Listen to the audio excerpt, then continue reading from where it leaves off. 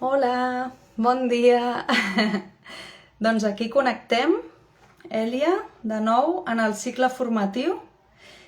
Doncs per si no ens coneixeu, Èlia és una organització sense ànim de lucre, feminista, antiracista, de lluita pels drets de dones, criatures i des de la perspectiva, doncs això, feminista i de drets humans.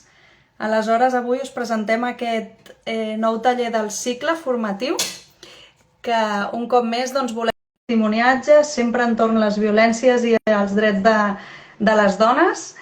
I doncs avui, ara estan entrant en directe, tenim aquí una sorpresa perquè avui el farem a 3, aquest taller. Portem més d'un any fent-lo a 2 i bueno, doncs ara connectem amb aquestes dues sorpreses que tenim avui. Aviam, aviam. Una serà, evidentment, la protagonista d'aquest taller, que és la Lucha Castro Rodríguez, advocada i defensora de drets humans a Mèxic. Volíem, això, sortir d'aquest eurocentrisme, d'aquesta lluita blanca també, per explicar doncs, des de la pròpia experiència doncs, les defensores aquí la lucha, oi? De drets humans de dones a Mèxic. Bienvenida a este directo de Instagram que, bueno, se conectarán las personas que se conecten, pero como luego se queda grabado, esperamos que lo vea cuanta más gente mejor, porque realmente nos interesa muchísimo, muchísimo todo lo que nos puedas explicar. Ahora entra Liliana.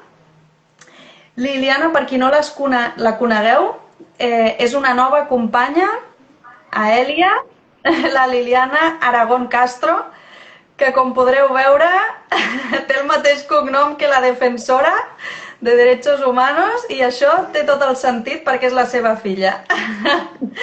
Entonces, presentem aquí doncs, a la Liliana, nova incorporació a Èlia, i bueno, que farà també aquesta entrevista a la seva mare y entonces pues desde los orígenes, ¿no? Y todo el sentir de esta lucha. A las horas, bienvenidas a las dos a este taller una vez más del ciclo formativo en el que se conectan pues, bueno, activistas, profesionales, voluntarias, mujeres, bueno, quien quiera que se conecte. Y aquí tenemos acá a Aurelia, una organización que conocemos, feminista. Entonces, bueno, bienvenidas y cuando queráis. Gracias, Carla. Bueno, pues presento a Lucha Castro. Es una mujer que tiene un gran bagaje en el tema de la defensa de los derechos humanos de las mujeres en México desde hace más de 30 años, que comienza, en la defensa de los derechos de la vivienda y después un recorrido, ¿no?, muy importante en el tema de los derechos humanos de las mujeres, visibilizando junto con otras defensoras, un pequeño grupo en aquel entonces de mujeres defensoras, el tema de los asesinatos en Ciudad Juárez, ahora conocido como los feminicidios, ¿no? En aquella época no se hablaba de feminicidios. Estamos hablando de mediados de los 90s. Y bueno, es una trayectoria en donde ella también ha formado, impulsado organizaciones muy importantes en el estado de Chihuahua, que es el norte de México, como la Organización Justicia para Nuestras Hijas, el Centro de Derechos Humanos de las Mujeres, Mukira, Género y Buenas Prácticas, entre otras, y sobre todo, pues su labor ha sido reconocida también internacionalmente con algunos premios, pero bueno, yo creo que más que hablar yo, pues me gustaría comenzar a hacerle algunas preguntas para que nos contara su experiencia. Bienvenida, Lucha, a este espacio. Gracias. Pues mira, la primera pregunta podría ser un poco enfocada a cómo se vive el acompañamiento desde una perspectiva feminista y cuáles son los aprendizajes para llevarlo a cabo. Bien, pues Carla, Liliana, muchas gracias. Gracias a Elia por esta oportunidad muy importante para compartir la experiencia del acompañamiento de las mujeres a las víctimas, pues, en sus formas de violencia que sufren y muchas de ellas que son invisibles. En la pregunta de Liliana, yo recuerdo que lo primero que cuestioné al abrir el Centro de Derechos Humanos de las Mujeres es cómo hacer un acompañamiento desde el respeto absoluto a la dignidad de las víctimas y cómo abordar el sufrimiento en sus vidas, ¿no? Entonces yo tomé conciencia de que la violencia contra las mujeres es una violación de derechos humanos, ¿sí?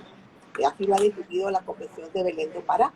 Y entonces me asumí como defensora de derechos humanos. Este proceso pues dio un vuelco en mi vida, fue como un salto cuántico, ¿no?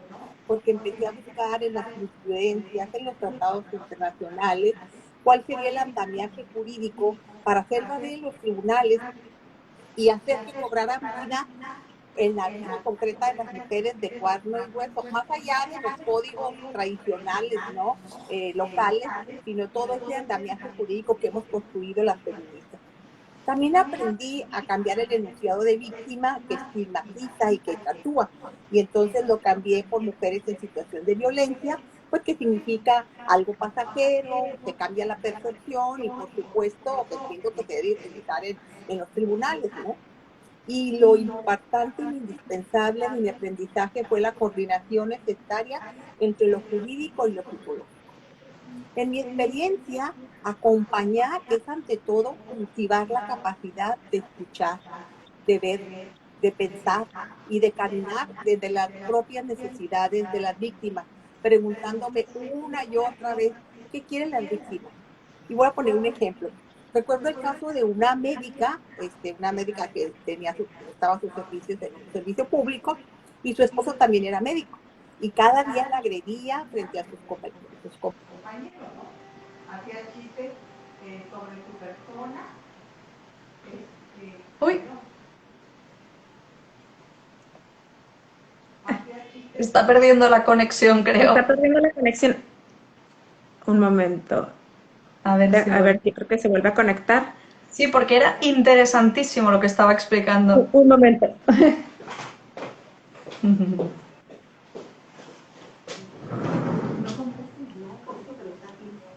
Aviam, les coses del directe aquí.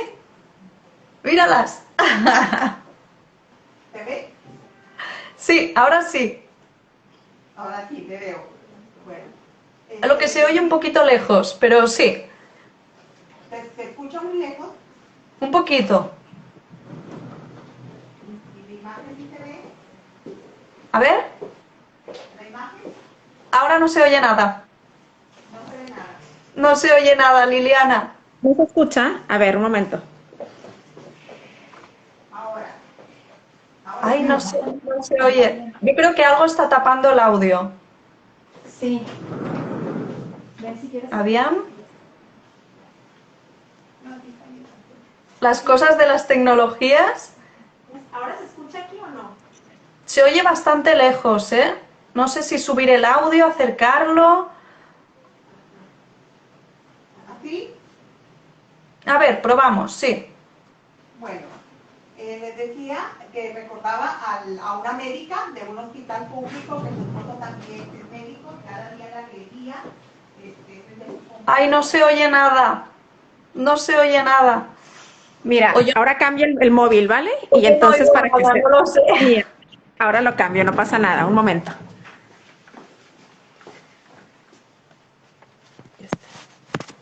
Vale. Ya. Ahora se escucha. Les decía Ahora sí. Ahora sí. que entonces recordaba el caso de una médica de un hospital público que su esposo también era médico. Cada día la agredía frente a sus compañeros, hacía chistes de su persona, la insultaba. Entonces ella decidió denunciarlo y en la audiencia de juicio invitó a todos sus colegas y ahí narró frente al juez todo el infierno que había vivido y el significado para él. El médico empezó a llorar, terminó pidiéndole perdón frente a sus compañeros y eso era todo lo que ella quería, ¿sí?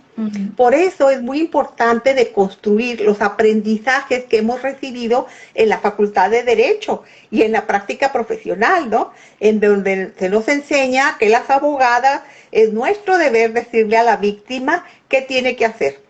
Así como, según su criterio además, ¿no? Así como al estilo de un médico que extiende una receta, ¿no? Entonces, para mí acompañar es escuchar las voces de las mujeres, no desde una posición jerárquica, desde luego. Se requiere renunciar un poco de humildad y se requiere renunciar al papel protagónico que te da pues el tener un título académico, ¿sí? Y convencerte de que tú no eres la voz de la víctima.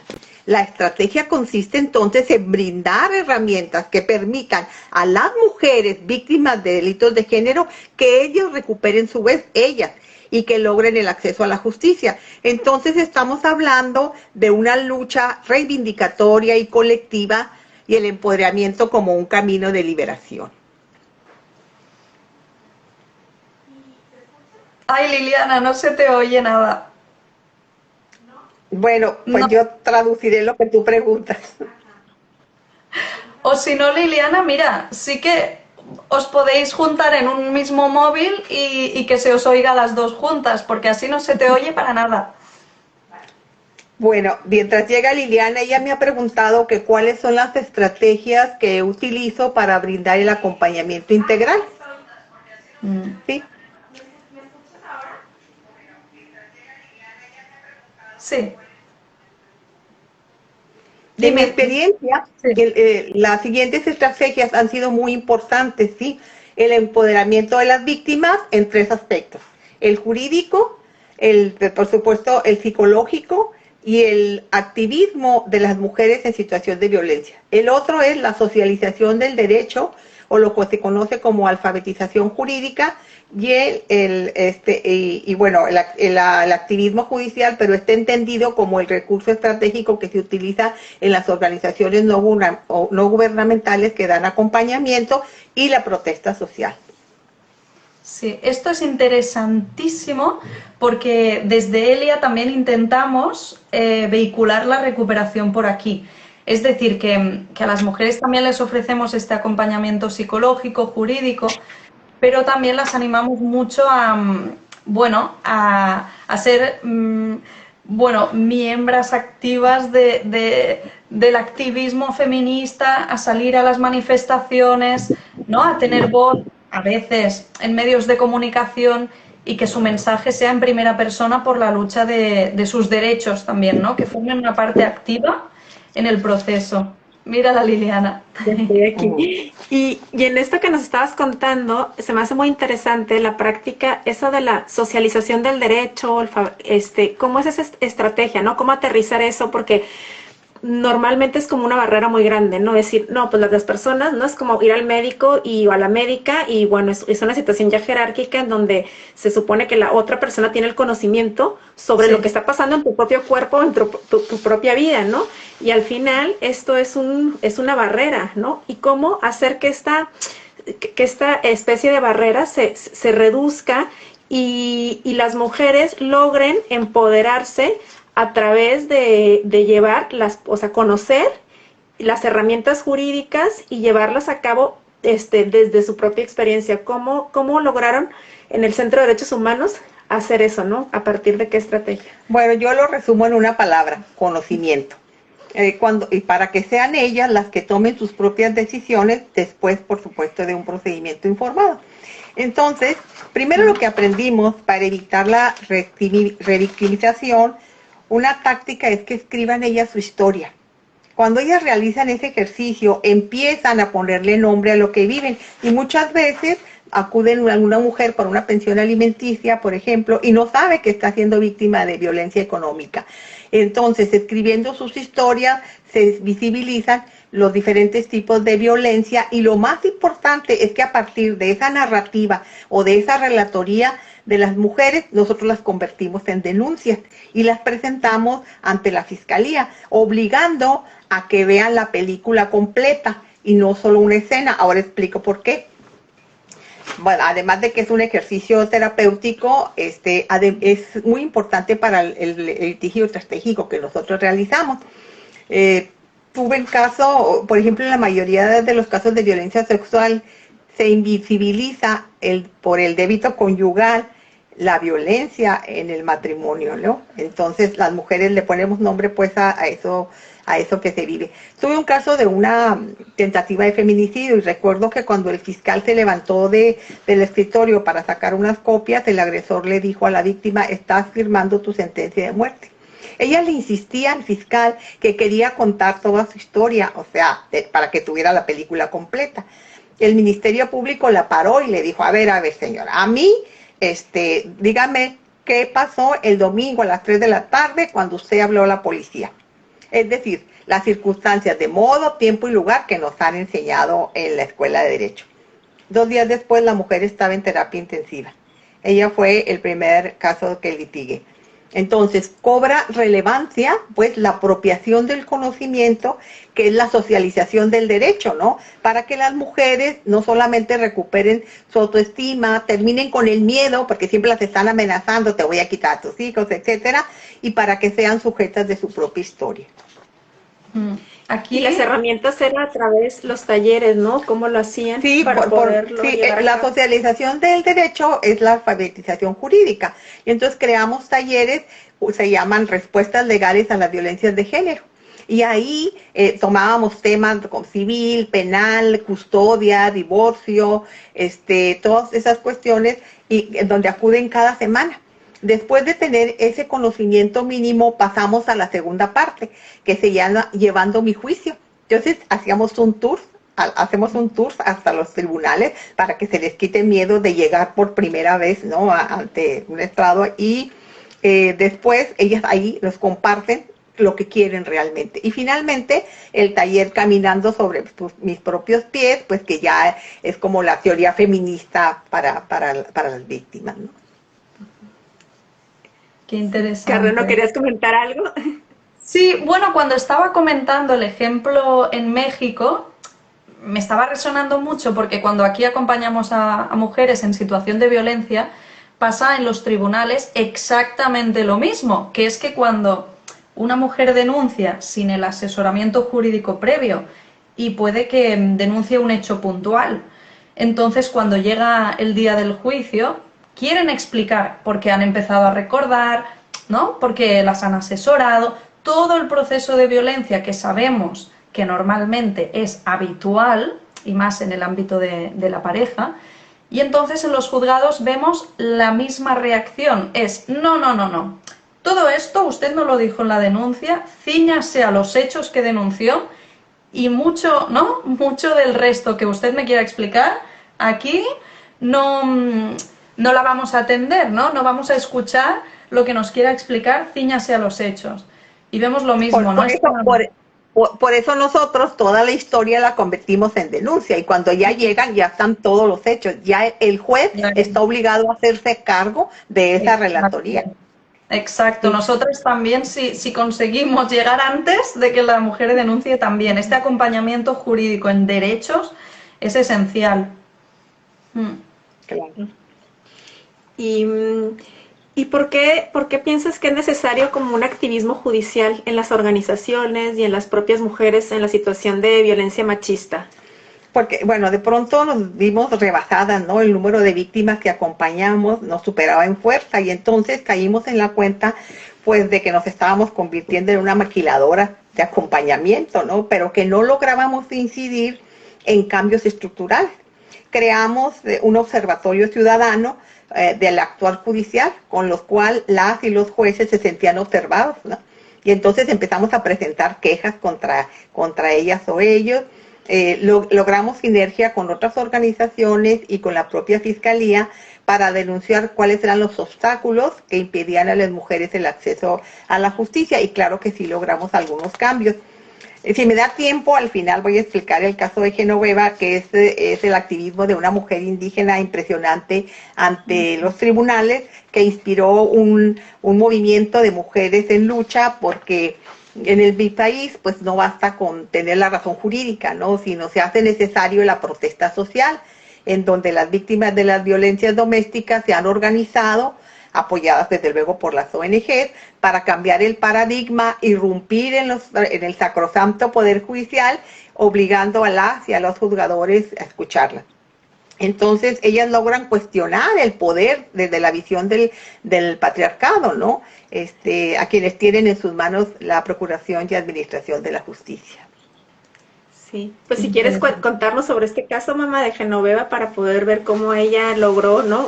Así resumidas cuentas, lo tienes fresco ahí. Sí, bueno, pues miren, déjenme, aquí lo tengo como medio redactado para no.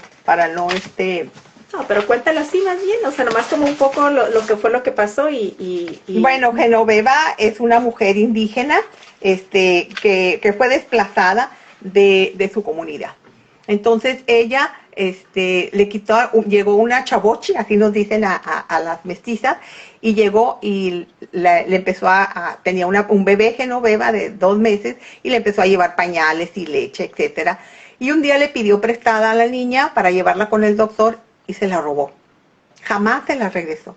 Entonces Genoveva, que no habla español, llegaba y se plantaba en la fiscalía y nomás decía, devuélvame, dame mi hija. Y entonces se regresaba. Y al otro día, duró un año hasta que otra mujer no entendía, y una por el Ministerio Público nos las envió. Entonces ahí, por medio de un intérprete, entendimos que el problema de Genoveva, ¿no?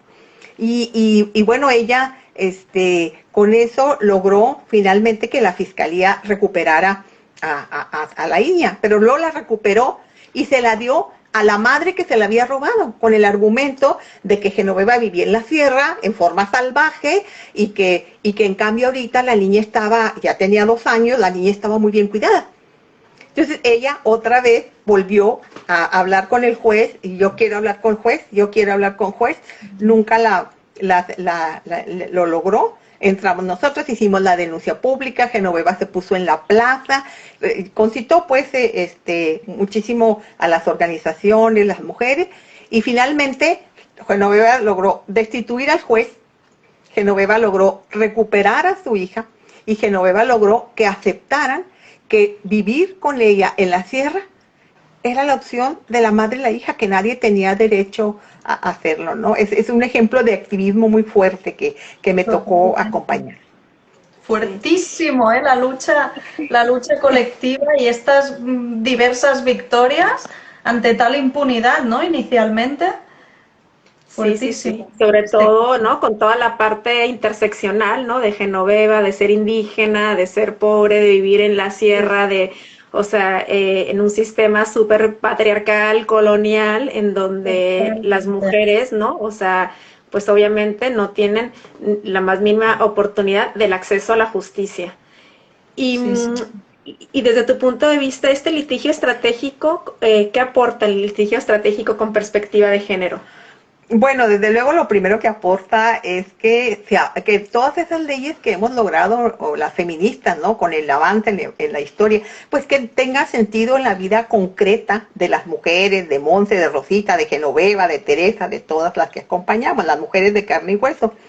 Porque históricamente las olvidadas en los procesos penales fueron las víctimas.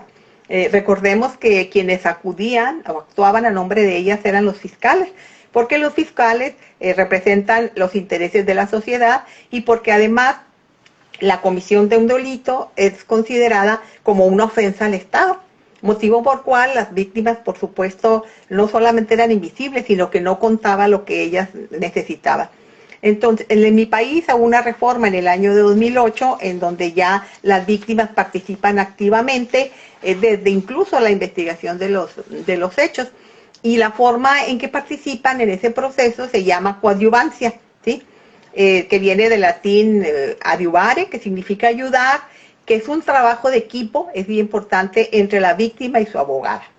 Un ejemplo significativo para comprender el valor de la coadyuvancia lo tengo porque en la década de los 90, cuando las madres de Ciudad Juárez, que tenían hijas desaparecidas o asesinadas, denunciaban que las autoridades no las buscaban.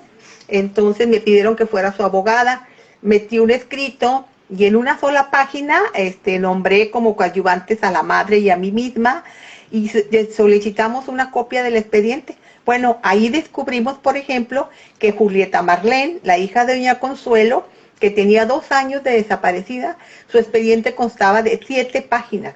Por supuesto que la fiscalía había engañado a la madre, le había dicho que habían realizado cateos, rastreos, declaraciones de testigos. Pues no fue nada fácil, pero empezamos a documentar y exhibir la indolencia del Estado. O sea, ahora ya las madres sí tenían una prueba de ese actuar del Estado. Y eso fue retomado en el 2003, con el informe México, Muertes Intolerables a 10 años de las desapariciones y asesinatos de mujeres en niñas y en Ciudad Juárez, ¿sí? Por Amnistía Internacional. Entonces las madres se convirtieron en coadyuvantes, ¿sí? De víctimas, activistas y luego a defensoras de derechos humanos. Entonces, pero una coadyuvancia, para que sea efectiva, debe romper los paradigmas que están centrados en el poder que en toda la historia han detentado las y los abogados de la defensa, los fiscales, incluso las abogadas de las víctimas y los jueces o las juezas, porque no es fácil, ¿no? Pero es importante, le decía yo a Liliana, porque esta participación de las abogadas coadyuvantes de las víctimas desde el horizonte del feminismo coloca en el debate central los estereotipos y prejuicios que impiden o limitan el acceso a la justicia de las mujeres, y además nos brinda una oportunidad para cuestionar los esquemas jurídicos patriarcales. Por ejemplo, las absurdas conclusiones a las que se llega en que la víctima de violación no puso resistencia suficiente, ¿no? La fiscalía, tengo un caso de feminicidio, por supuesto, aporta cuestiones técnicas importantes, que la trayectoria de la bala, el objeto que fue utilizado, las huellas dactilares, etcétera. Pero la coadyuvancia aporta no solo el marco jurídico que está en los tratados internacionales, las reglas de Brasilia, aporta peritajes con perspectiva de género, explica el daño moral que provoca la violencia. Un caso emblemático para mí fue el de Maricela Escobedo. Actualmente voy a hacer un comercial, se exhibe en Netflix bajo el documental de las 3 muertes de Maricela Escobedo, se las recomiendo mucho, y es el ejemplo típico de una madre empoderada que tuvo un papel protagónico en el feminicidio de su hija, se la recomiendo. Muchas gracias. Y no sé si tengas algún otro ejemplo o que nos cuentes también cómo esta parte del activismo judicial pues también tiene que tener un acompañamiento de tipo psicosocial, ¿no? Porque a veces como que se separa, ¿no? La parte como el acompañamiento jurídico con el acompañamiento psicosocial, que nos puedas explicar desde la experiencia del Centro de Derechos Humanos de las mujeres cómo lograron pues empatar esto. Claro. Bueno, en el otro ejemplo que tengo es el de Rosa Emma, ¿no? Ella fue acusada de homicidio calificado por asesinar a su pareja. Este caso puso en evidencia el derecho de las mujeres a defenderse en un feminicidio y la criminalización de la legítima defensa por razones de género. Claro que además de llevar argumentos jurídicos sólidos, requerimos echar mano de la creatividad. Recuerdo que en ese juicio me faltó bien poquito para ponerme a cantar. En los alegatos recordé al juez que don Alejo fue un héroe. Cuando varias personas amenazaron con quitarle las tierras y le dieron un plazo además para entregar su rancho, don Alejo se armó y defendió su propiedad. Entonces le dije yo, señor juez, en una lucha desigual, él mató a varios sicarios, ¿no? Y Alejo Gámez es considerado un héroe. Después de que el empresario defendiera su propiedad, le hicieron hasta un corrido. Hombre bragado y valiente, no le importó el dolor. Nació norteño hasta el tope y como tal defendió su honor. Jaime tomó un cuchillo para asesinar a Rosa Emma, a su expareja y a sus hijos en la ruta del feminicidio, después de soportar años de violencia.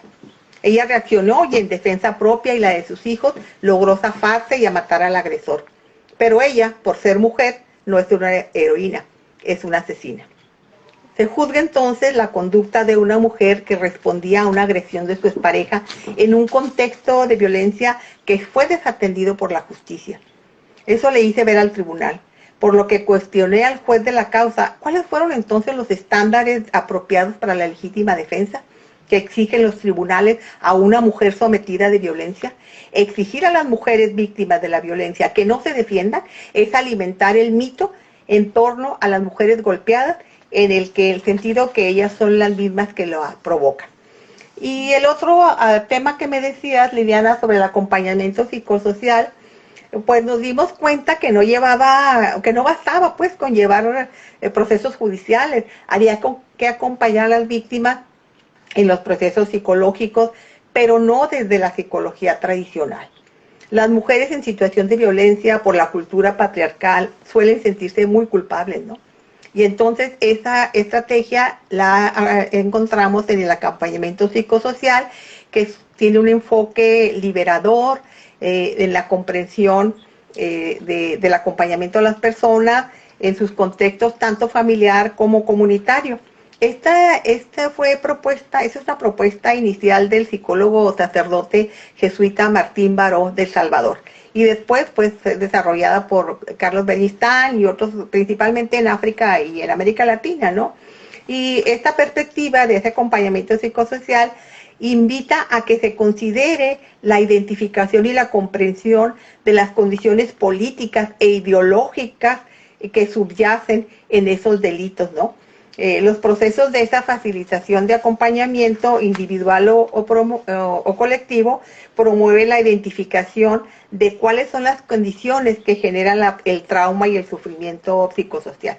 Entonces desatan en las personas pues significados diferentes en sus afectaciones sufridas y la identificación de cómo debe hacerse el afrontamiento y la resistencia, y permite recuperarse el sentido de poder y dignidad al entender que es absolutamente normal sus manifestaciones de dolor ante circunstancias anormales en las condiciones sociales y políticas, y deshacerse de todo ese sentimiento de culpa, ¿no? Esto sí, es totalmente así. Con las mujeres lo trabajamos mucho, esta idea de que lo que sienten a nivel de sintomatología, culpa la mayor parte de las veces, ¿no? Todo esto es totalmente normal debido a una situación anormal, injustificada, que nunca debería de haber sucedido. Totalmente, sí, es así. Sí, sí, interesantísimo todo lo que compartes, Lucha. Sí, muy Y no interesante. sé, bueno, siempre, ¿no? Como desde la visión de las abogadas, es que feministas, pues se dice y se sabe que no bastan las leyes, ¿no? Para acceder a la justicia. O sea, por más legislación súper potente que puedas tener, o ahora, por ejemplo, en Cataluña, ¿no? Que se está haciendo como toda la adecuación de la nueva ley catalana. Es decir, por más leyes más progresistas, feministas y tal, no es suficiente. ¿Qué pasa, no? ¿Cuál es desde tu experiencia? Bueno, yo recuerdo las reglas de Bangal, ¿no? que establecen como los parámetros éticos que deben tener los juzgadores. Entonces a mí me parece que también en el caso de las abogadas o de las defensoras de derechos humanos de las víctimas, también tenemos que tener algunas reglas. Y yo recuerdo, porque cuando litigas en la cotidianidad con los abogados de los agresores, pues las mujeres se sentían muy lastimadas porque llegaban al juicio y las abogadas pues muy sonrientes con los abogados de la defensa, decían chistes, los abrazaban, etcétera. Y entonces ellas pensaban, pero ¿cómo me va a defender si es muy amigo del abogado, no? Entonces yo establecí una regla: por respeto a la víctima, desde que pones el primer pie en el tribunal, tu mirada es hacia la víctima. Ella es lo más importante, ¿sí? Los acuerdos entre las abogadas y las víctimas, y los abogados de los victimarios, nunca pueden ser a espaldas de las víctimas, porque hay que escucharlas y a ellas hay que tomar en cuenta para hacer cualquier tipo de acuerdo, Claro. ¿no?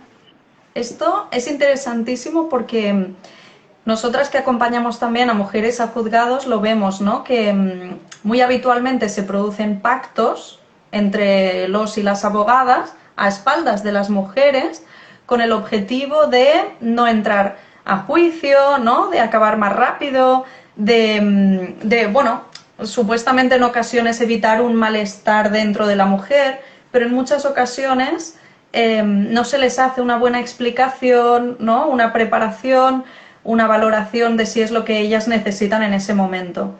Entonces, bueno, esto está pasando aquí actualmente también. Incluso vemos, bueno, comentarios muy revictimizantes, racistas incluso, lo que comentabas antes, ¿no? Muy demonizadores y culpabilizadores de las mujeres en cuanto se defienden de una agresión. Porque claro, la violencia que implica desigualdad, pues bueno, parece que en los juzgados no se entiende la defensa, ¿no? La autodefensa en caso de agresión. Parece, bueno, que en muchas ocasiones las mujeres, en cuanto se defienden, pues ellas acaban siendo imputadas, ¿no? Incluso de un delito, pues de lesiones, por ejemplo. Claro. Entonces, vemos como el Sí, aparato judicial sigue culpabilizando, criminalizando a las mujeres en situación de violencia. sí, y luego los indicadores que se utilizan para ver la efectividad de los tribunales está dependiendo del número de casos que yo logro conciliar como abogada, ¿no? Entonces yo soy una buena abogada si yo logro conciliar todos los casos, ¿no? Pero nunca los indicadores se toman en cuenta la satisfacción de las víctimas, ni se les Claro. da seguimiento, ¿no? Y aquí recuerdo a una jueza de Costa Rica, impresionante, que ella cuando daba la suspensión de proceso a prueba con medidas cautelares de no acercamiento del agresor, ella, sin que se lo solicitara a nadie, llamaba a una audiencia y ponía a la mujer y ponía al victimario. A ver, señora, que este hombre, ¿qué ha pasado? ¿Le está cumpliendo con suspensión, etcétera? Bueno, lo estoy observando, ¿eh? Entonces la mirada del agresor ya no era a la víctima, sino era a la abogada, ¿no? Pero eso es cuando se tiene la mística del servicio y se entiende ese acompañamiento desde otra perspectiva, ¿no? Sí. Sí, sí. Sí, pues, entonces, lo que hablamos un poco, ¿no? ¿Qué otras herramientas se pueden, además, o sea, de jurídicas, se pueden dar para el acompañamiento a las víctimas? Bueno, mira, yo primero que diría que qué pasa, o sea, ¿por qué si tenemos leyes? Yo creo que España y México, tenemos leyes suficientes, ¿no? Entonces por ejemplo, México es conocido en la región como el que tiene mayor avance en las leyes, ¿no? Y efectivamente el componente formal, como nos dice Alda Facio, es decir, las leyes existen, por leyes no paramos, hemos firmado todos los tratados internacionales, el CEDAW, el ENTOPARÁ, tenemos incluso una ley que es referente en América Latina, la ley por el derecho de las mujeres a una vida libre de violencia, tenemos una sentencia internacional en el 2009 de la sentencia de Campo Algodonero, etcétera. Entonces, ¿qué es lo que sucede? Pues que en ese andamiaje jurídico, aunque esté colmado, pero se encuentra un problema en el componente estructural, es decir, en la interpretación que las y los operadores del sistema de justicia hacen. Y por operadores me refiero a los policías, fiscales, peritos, inclusive a las abogadas de las víctimas, sobre las leyes, ¿no? La interpretación que dan ellas. Se puede palpar esta discriminación, por ejemplo, yo pongo este ejemplo, si a un joven le roban un carro, un coche se dice por acá, ¿no? Él acude a la policía a denunciar, le preguntan el lugar, las placas, etcétera, y no lo regañan. No le dicen, como dice aquí, oye tío, ¿por qué no lo dejaste en un parking? ¿Estás seguro que no te emborrachaste y ya no te acuerdas, no? Simplemente le creen. Pero cuando una mujer acude a presentar una denuncia por violación, lo primero que hacen es un escaneo. La revisan, la miran desde arriba abajo, cuestionan su vestimenta, el tamaño de su escote y por supuesto, en dónde estabas, por qué estabas sola, has bebido. En final, la revictimizan como si fuera ella la responsable, ¿no? Y yo tuve un ejemplo de una tentativa de feminicidio en donde el policía que llegó en su informe determinó que era una riña. Entonces, obviamente, pues para tener la teoría del caso, sostenerla como tentativa de feminicidio, era muy complicado en razón de que el primero que llegó fue un policía y eso fue lo que hizo, ¿no? Entonces, esas estrategias de empoderamiento a través, Liliana, de la redacción de sus propias historias, que nos dan más luz, ese activismo tanto de las organizaciones como de las propias víctimas, ¿no? Ese conocimiento, ese ir a los tribunales, todo eso hace, por supuesto, que las mujeres vayan despertando, ¿no? Y vayan teniendo como ya sabiendo que su juicio, ellas son las protagonistas y eso les da un poder increíble. Sí. No sé cómo lo ves tú, Carla, esta parte, ¿no? De que aquí está, ¿no? En los acompañamientos, ¿no? O sea, cómo al final de cuentas ellas no son para nada protagonistas, ¿no? Del propio juicio, al contrario, o sea, están como en un segundo plano, ¿no? O sea, expensas a lo que los abogados o las abogadas puedan siempre decir, ¿no? Y con muy poco conocimiento, para poder llegar, ¿no? A un proceso, pues, más empoderadas. Sí, sí, exactamente. Aquí vemos como las mujeres que, bueno, que sufren violencia y acuden a denunciar muchas veces sin el asesoramiento jurídico previo o sin esperar a que llegue el abogado o abogada de oficio para conocer un mínimo de sus derechos, ¿no? Porque piensan, bueno, yo voy a decir la verdad, si tengo que esperar aquí horas y horas y horas y horas, pues bueno, mejor declaro, ¿no? Denuncio y sin necesidad de esperar a nadie. Entonces, claro, lo que vemos tan habitualmente es que cuando llega la comparecencia conocen 5 minutos antes el abogado o abogada de oficio que les han asignado. Y que, claro, sin mirarles a la cara ya es, bueno, tu caso, ya sabemos qué juzgado nos ha tocado, ya sabemos cómo te va a ir, bueno, no hay ninguna posibilidad, venga, vamos a entrar. Entonces, claro, es tan desgastante, tan cuestionador y culpabilizador para las mujeres, tantos procesos judiciales, ¿no? Sin el conocimiento de estos derechos, de este asesoramiento, de esta preparación, de este acompañamiento colectivo a las mujeres desde los movimientos feministas, porque, ¿no? Han llegado a esa comisaría en un momento, ¿no? En el que, bueno, no tienen el acompañamiento de, pues esto, ¿no? De una organización, a veces de amistades, de familia, ¿no? Vemos muchas mujeres que están, bueno, por la propia violencia muy, muy aisladas y que cuando conectamos con ellas, pues bueno, hay un desgaste muy importante y una revictimización por parte de la institución, ¿no? Muchas veces. Entonces, pues vemos en muchas ocasiones que genera mucho más malestar el trato recibido dentro de juzgados o en ocasiones por parte de servicios de salud o sociales,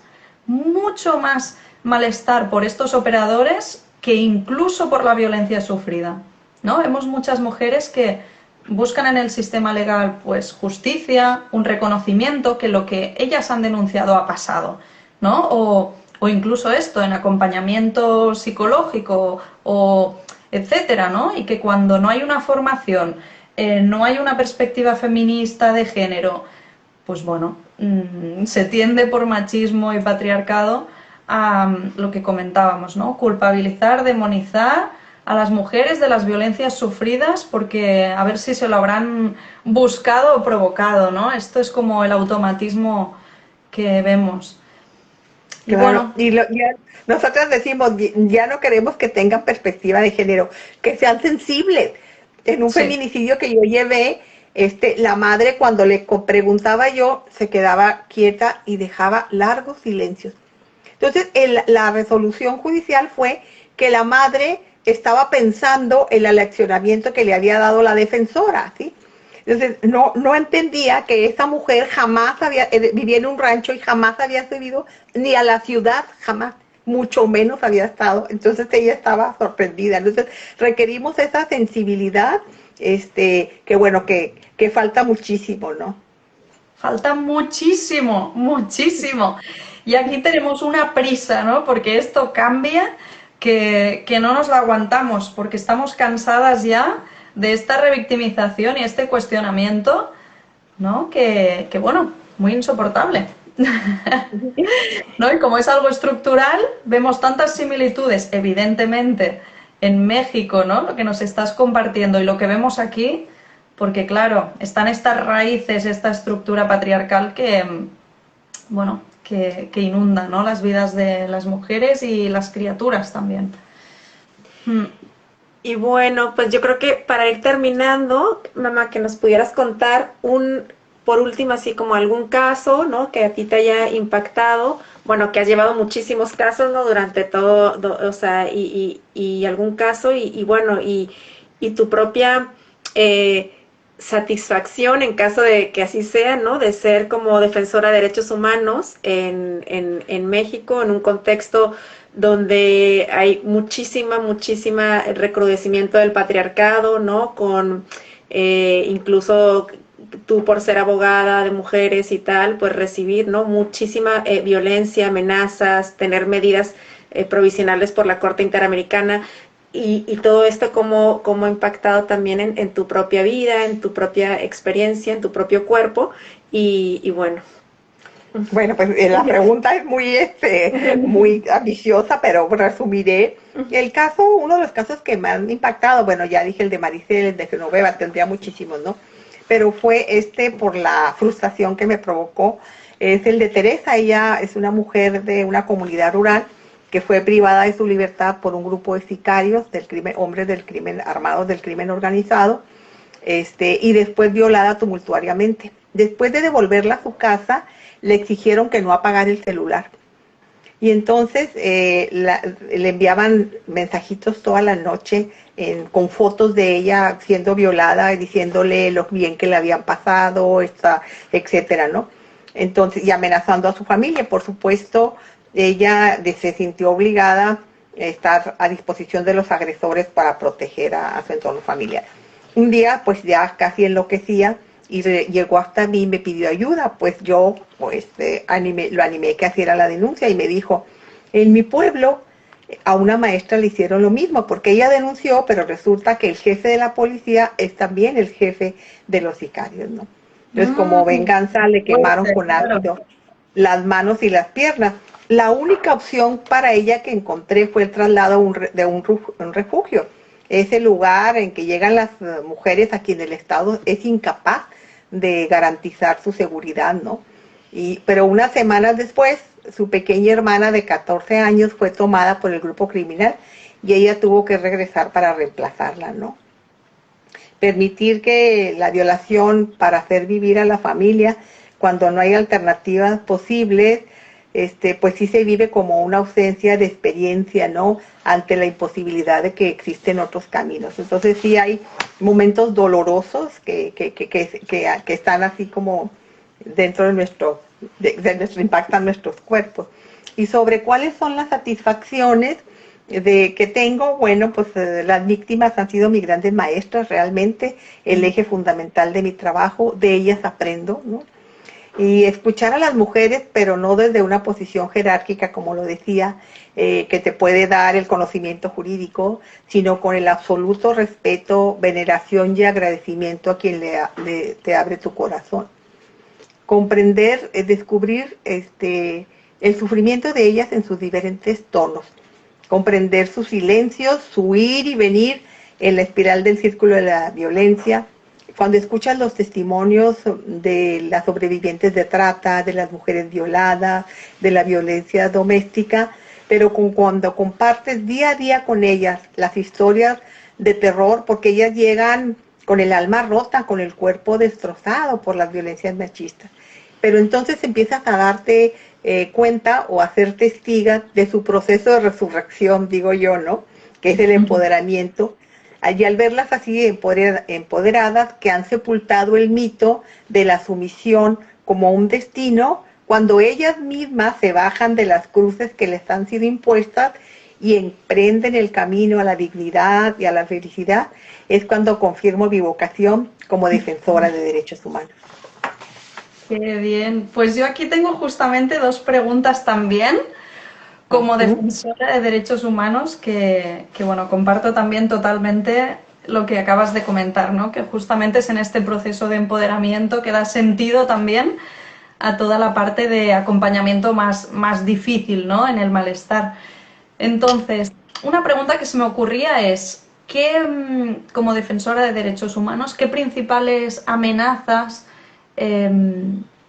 puedes sentir, ¿no? A nivel, pues, bueno, de todo tipo, por parte de diversos agentes, por decir algo? Y segundo, ¿qué estrategias de autocuidado utilizas o has utilizado para poder compartir, ¿no? Porque entiendo que historias tan durísimas de tortura, de trata, de tentativas de feminicidio o de feminicidio, y que las familias pues puedan acudir, ¿no?, a ti, a profesionales, a servicios, a organizaciones. Entonces, bueno, también esta parte de qué herramientas de autocuidado a las personas que acompañamos, ¿no?, a mujeres con situaciones tan complejas, para protegernos y cuidarnos nosotras mismas, de seguir teniendo energías. Claro.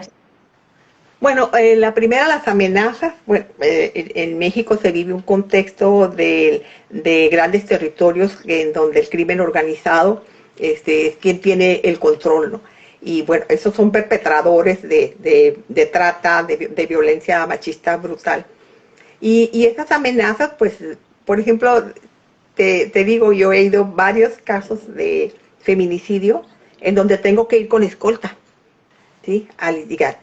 O hemos tenido que salir por un túnel porque estaban ahí. Entonces, o nos han apedreado, nos han amenazado de muerte por teléfono, nos han apedreado las instalaciones. O sea, es algo muy, muy cotidiano, porque cuando hay una total impunidad, pues no necesita ser el capo más importante o el presidente, con cualquiera, un paletero, una persona que vende periódicos se puede sentir con el derecho a agredir, porque finalmente no pasa nada, ¿no? Entonces, esas amenazas pues sí se han traducido y desde luego pues ahí fue donde fuimos a las instancias internacionales, primero a la Comisión para que le dieran medidas cautelares al CEDEM, a la organización, que hace integrantes, y después, ante la escalada de violencia a mi persona, ya se solicitó por parte de la Comisión Interamericana de Derechos Humanos las medidas provisionales que hasta la fecha tengo. Ese es en el tema de las amenazas. El autocuidado, bueno, pues tenemos diferentes estrategias. Siempre tenemos las reuniones semanales en donde en colectivo no solamente decimos lo que hacemos, sino cómo nos sentimos, ¿sí? Cómo nos sentimos. Compaginamos mucho el tema del ambiente laboral con el familiar. Hemos tenido retiros, ¿sí?, entre todas para charlar. Ahí se le paga por parte de la organización clases de yoga, las clases que a las mujeres les puedan interesar, a las activistas con una forma de afrontar. Y además pertenecemos a una red de defensoras de derechos humanos en el país, que tiene una casa de cuidado en el sur de México, en Cuernavaca, y ahí puedes ir el tiempo que sea, ¿no?, para recuperarte. Y por supuesto el acompañamiento a psicólogas por parte de la propia víctima, porque sí, efectivamente leer expedientes de esa forma pues te puede llegar a contaminar, ¿no? Y te puede llegar a contaminar de tal manera que cuando llegas a tu entorno familiar pues estás estresada, repitiendo las historias, etcétera. Y eso son estrategias.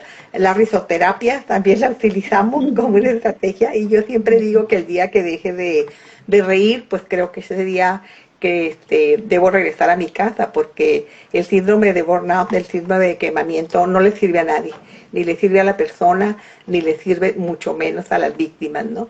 Entonces sí hay un abanico de estrategias que incluso cada una puede utilizar en lo individual y en lo colectivo. Sí, sí, yo creo que es tan necesario, porque, bueno, estas historias de tantas mujeres nos atraviesan, ¿no? Y bueno, cuánto de importante es cuidarse para poder seguir acompañando, porque también es una estrategia del patriarcado y de los agresores, claro, debilitar a través de esta violencia de segundo orden a las personas que acompañamos, ¿no? Porque si estas mujeres pierden alianzas, pierden apoyos, ¿no?, justamente quedarán, pues, bueno, mucho más vulnerables a más agresiones. Entonces, esta estrategia de debilitar a los apoyos también. Sí, y también en ocasiones hacemos cada 3 meses, invitamos a las víctimas, ¿sí?, a los sobrevivientes después del proceso, y entre todas, y ellas dan su testimonio. Eso es bien alentador, cuando llegan y se paran y dicen lo que hicieron, cómo llegaron y cómo están y qué están haciendo ahorita, etcétera. Todo eso, cuando las ves, entonces eso te alivia el corazón, ¿no? de alguna manera dices, bueno, vale la pena esto, porque ser defensora de derechos humanos es un trabajo de tiempo completo. ¿Sí? No es ser burócrata de los derechos humanos. Yo siempre digo en el tema de cuando me dicen, pues mis hijas que me decían, pues que estás allá, vente, corres peligro, yo les decía, bueno, pues es que eso es lo que soy, ¿no? Un bombero no quiere quemarse, toma todas las precauciones, pero cuando hay un fuego, pues corre a extinguirlo. Un médico también puede tener opciones, puede quedarse en un lujoso consultorio o puede irse a apoyar para los que en África, los de la pandemia, ¿no? Igualmente una defensora de derechos humanos, ¿sí? Cuando vives en un país en donde hay una pandemia de violaciones a los derechos humanos, pues la opción es quedarse. Totalmente, totalmente. La pandemia de la violencia contra las mujeres, ¿no? Que no es nada reciente, está claro, y que arrasa, ¿no? También. Sí, sí, sí, que son necesarias medidas urgentes también, ¿no? Para acabar con ella. Mm. Qué interesante, mi admiración absoluta. Espero que haya cumplido las expectativas, pero esa es mi experiencia. Pero bueno, es un placer absoluto escucharte también, toda tu experiencia, conocimiento, ¿no? También desde esta perspectiva jurídica, interesantísimo. Y desde, bueno, estos orígenes de México, ¿no? La situación allí, que bueno, vemos que desde aquí pasa lo mismo en los juzgados, ¿no? En las historias de violencia y que podemos aprender tanto de estas formas de acompañamiento también, ¿no? Lo comentábamos con Liliana incluso, que, que bueno, el conocimiento en derechos es esencial. Sí, yo creo que es esencial porque es poder, ¿no? También hay un punto que yo me cuestiono como cuánto podemos exigir a las mujeres también, ¿no? Como que ellas, que ellas conozcan de todos sus derechos, de esta lucha, de este empoderamiento en un momento en el que, bueno, han sufrido violencia y necesitan de su tiempo de recuperación, ¿no? Muchas veces cuando vemos que hay una revictimización por parte de un servicio, pues este servicio dice, bueno, que las mujeres pongan quejas, ¿no? Y es como, ostras, las mujeres en este momento, en esta situación, en una casa de acogida, tenemos que exigirle que ponga una queja, ¿no? Es como, bueno, cuánta responsabilidad también debemos exigir a la administración, a la institución, a los servicios, a las profesionales, ¿no? Sí, Ya. yo creo Y en ese contexto que tú señalas, pues solamente narré la parte jurídica, porque entiendo que está dirigido esta charla, este conversatorio, pues a abogadas, etcétera. Pero falta todo el tema del activismo, como que hicimos el movimiento de mujeres, cuando salimos a las calles, nos vestimos, hicimos performance, construimos una cruz de clavos, o sea, hemos hecho muchísimo para visibilizar el problema de lo que fue las muertas de Juárez y que hoy se conoce como el feminicidio. Pues sí, muchas sí, gracias. totalmente. Muchas gracias. Liliana, aquí conociendo, Sí, conociendo tus orígenes también, ¿no? De sí. todo. No me extraña que hayas llegado a Elia también con la mamá que tienes, ¿no? Luchadora. Sí. Pues gracias, Carla, Gracias, por gracias, este Carla. espacio y bueno, Muchas encantada gracias a de vosotras. participar. Encantadísima, lo que digo, un placer, un honor y bueno, veremos todo lo que podemos sacar para, bueno, para repetir el ejemplo de buena práctica de todo lo que nos has comentado y aprender muchísimo de vosotras y llevarlo aquí a las mujeres que también lo necesitan y bueno, Bueno, y con todo vean en ello, mí una voluntaria y claro que una aliada en lo que necesiten estoy a la orden. Muchas gracias. muchas gracias a vosotras. Un abrazo enorme. Adiós, Adiós. adiós, adiós.